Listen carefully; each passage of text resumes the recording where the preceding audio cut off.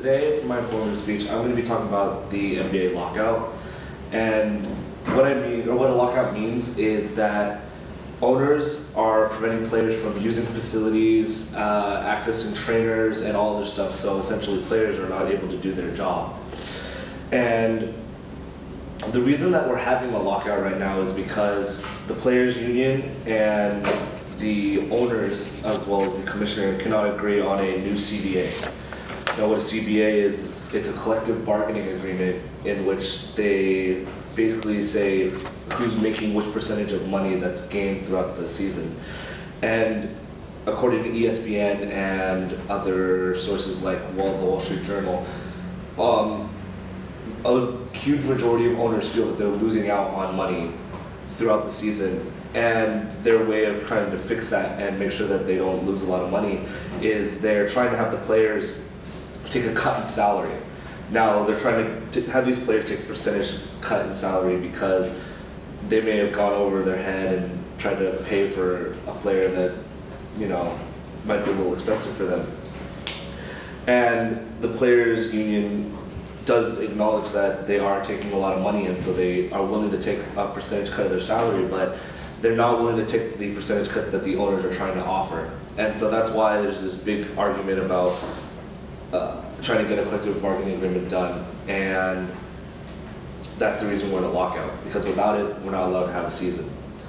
And this lockout really does affect a lot of people, both players, owners, and even everyday people like us. So what I mean by it's affecting players and coaches, or players and owners, is that players are not allowed to do their jobs, and they're not getting a salary right now. Because they're not playing, they're not getting paid. It's as simple as that.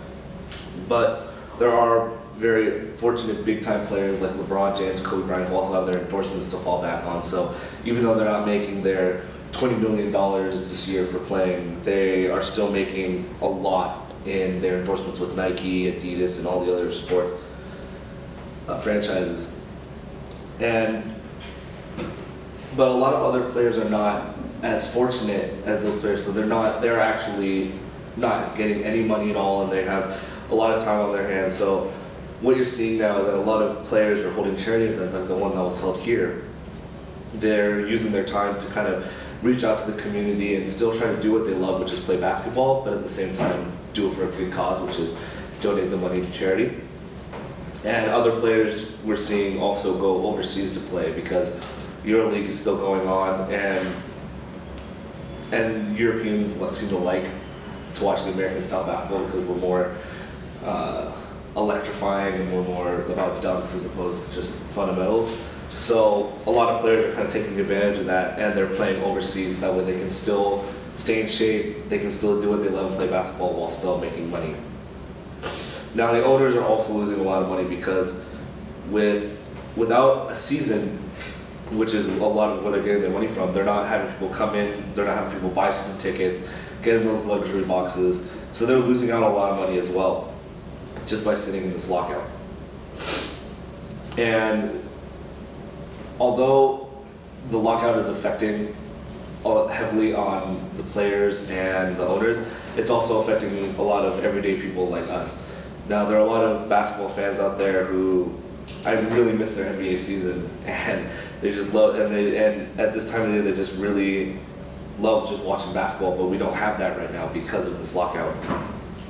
But also, more than that, it's affecting people who work at the stadiums and around the stadiums, because they are out of a job right now. And in this day and age where it's so hard to come by a job, to lose your job it's really hard to bounce back from. And the people who are losing their jobs are people who just work in the stadium, that work as ushers and help people find their seats, or people who work at the concession stands. Like, those are just everyday people who are just trying to make some money, and they now don't have a job. And so, since a lot of people are losing money from this situation, it seems that not very many people are winning. Both sides need to ultimately come together and work on new collective bargaining agreements. That way we can finally have an NBA season and people start making money again.